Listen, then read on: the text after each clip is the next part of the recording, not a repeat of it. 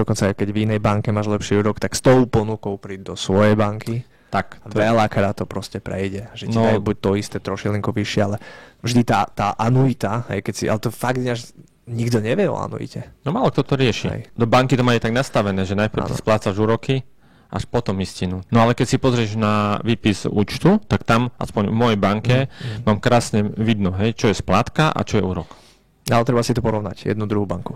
Hej, lebo toto ľudia práve nerobia. No nerobia to, hej. A málo kedy, keď ideš riešiť hypotéku, málo kto, a však to aj nevieš dopredu, dokiaľ nepodpisuješ splátkový kalendár, tak ty presne nevieš, že koľko je splátka, koľko je úrok. Sú akože anuitné kalkulačky, hej. Áno, viacero tých no kalkulačky sú, ale že dokiaľ tebe neschvália konkrétny tvoj úrok, teda hypotéku, tak ty nevieš, koľko ti banka naúčtuje splátku a koľko istina. Proste to nevieš dopredu. Ani tá kalkulačka, to je len informačná.